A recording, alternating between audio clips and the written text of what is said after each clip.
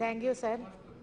I also share the feelings of other honorable members why the government issue an ordinance for this bill. Actually, if there is an urgency, government had enough time, 4 years over.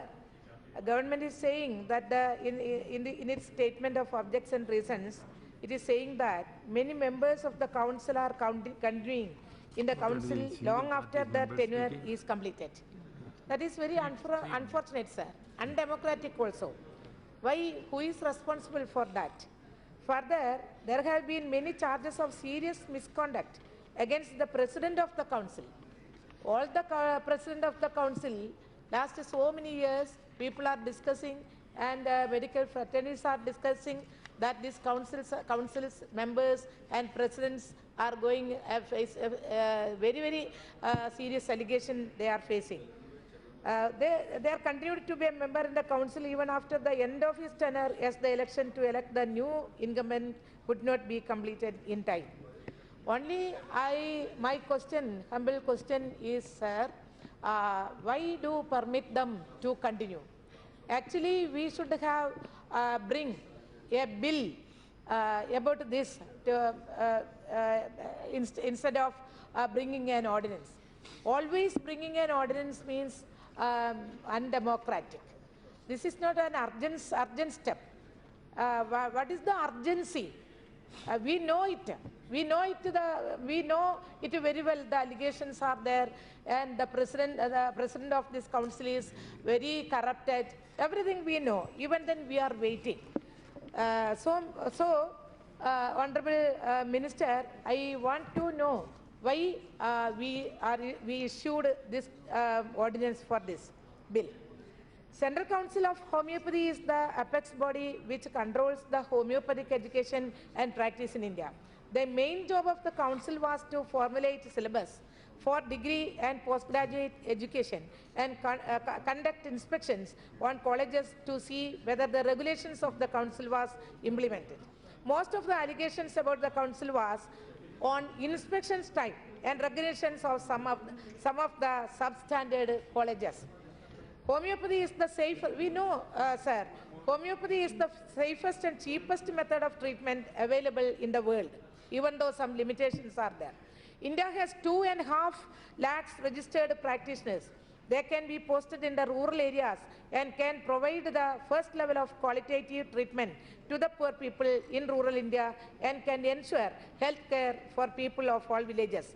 Only cases which requires hospitalization and more treatment need to be referred to the main centers. Homeopathy can provide it in the most cheapest way, since homeopathic medicines are the cheapest when considering the cost of other treatments. The state of Kerala is an example for utilization of the homeopathic doctors. We have a homeopathic dispensary or hospital in almost all panchayats, and almost 1 lakh people are utilizing the services of the homeopathic doctors at the grassroots level every day. Kerala has commendable achievements in many parameters of public health. The previous council had around 60 members, which constitutes 14 members nominated by central government, 1 member from homeopathic faculties in different universities, and elected members from different states.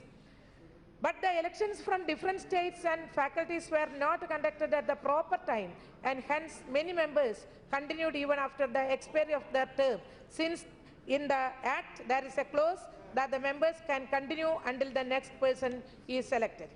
Sir, my suggestion is, sir, this extension of the term can be curtailed by conducting the elections from faculties and states 6 months before the end of the term of previous member. Sir, some of the members are continuing in the council for even 25 years and they belong to the private management lobbies.